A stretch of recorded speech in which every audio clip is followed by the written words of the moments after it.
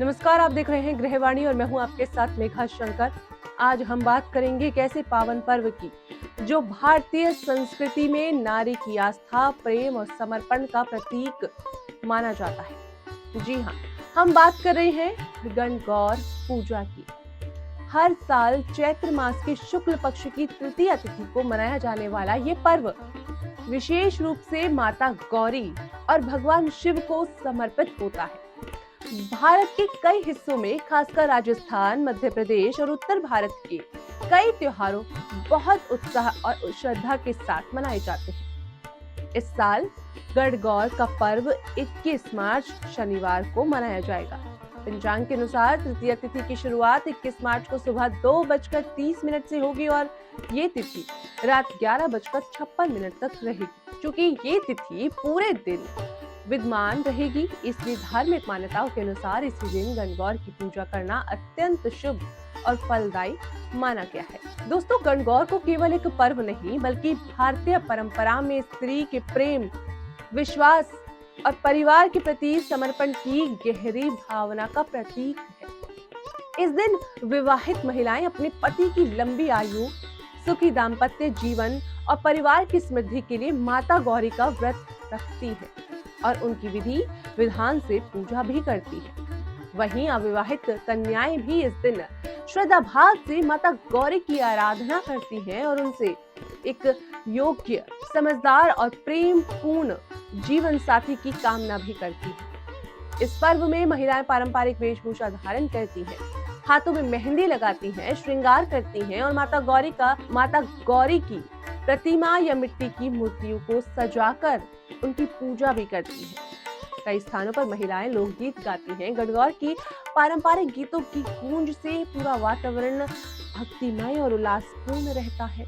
यही नहीं, कई शहरों और गांवों में गणगौर की भव्य शोभा यात्रा निकाली जाती है, जिसमें माता गौरी और भगवान शिव की सुसज्जित प्रतिमा को नगर भ्रमण कराया जाता है। ये दृश्य न केवल धार्मिक आस्था का प्रतीक होता है बल्कि भारतीय संस्कृति की जीवंत और सामूहिक उत्साह की भावना को भी दर्शाता है। तो चलिए आगे बढ़ते हैं और अब बात करते हैं गणगौर पूजा के शुभ मुहूर्त की। तो दोस्तों, इस दिन पूजा करने के लिए कुछ विशेष समय बताए गए हैं जिन्हें अत्यंत शुभ माना गया है। जैसे कि सबसे पहला उत्तम मुहूर्त सुबह 7:55 से 9:26 तक रहेगा। इस समय माता गौरी की पूजा करना विशेष फलदायी माना गया है। इसके बाद लाभ मुहूर्त यानी कि दोपहर 2 बजे से 3:31 तक रहेगा, जो उन्नति और सफलता का प्रतीक माना जाता है। इसके बाद अमृत मुहूर्त यानी कि 3:31 से 5:02 तक का रहेगा। ये समय अत्यंत शुभ और सर्वश्रेष्ठ माना जाता है। शाम के समय लाभ मुहूर्त यानी कि 6:33 से 8:02 तक रहेगा। इस दौरान भी पूजा और आराधना करना विशेष फल देने वाला माना गया है। इन मुहूर्तों में माता गौरी और भगवान शिव की पूजा करने से दोस्तों जीवन में सुख, शांति, प्रेम और समृद्धि आने की मान्यता मानी गई है। तो दोस्तों, धार्मिक दृष्टि से देखा जाए तो गणगौर का पर्व हमें केवल पूजा का संदेश नहीं देता बल्कि ये हमें रिश्तों की अहमियत, विश्वास और समर्पण की शक्ति को भी समझाता है। माता पार्वती ने भगवान शिव को पति रूप में पाने के लिए कठोर तप और साधना की थी। उनकी यही तपस्या, धैर्य और अटूट विश्वास की इस पर्व की मूल प्रेरणा है। इसलिए गणगौर का त्योहार हमें ये भी सिखाता है कि जीवन में प्रेम, धैर्य और विश्वास को तो हर कठिनाई को पार किया जा सकता है। परिवार और समाज में प्रेम और सम्मान का रिश्ता बनाए रखना ही इस पर्व का वास्तविक संदेश है।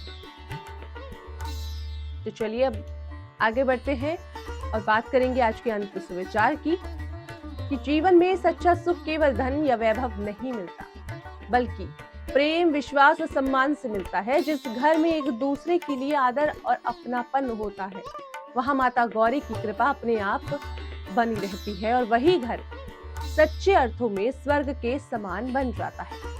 इसी संदेश के साथ हमें आज के कार्यक्रम से अनुमति दीजिए। आप देख रहे थे गृहवाणी, मैं हूं आपके साथ मेघा शंकर। आपसे कल फिर मिलेंगे इसी समय एक नई जानकारी और एक नई आस्था के साथ। तब तक के लिए नमस्कार।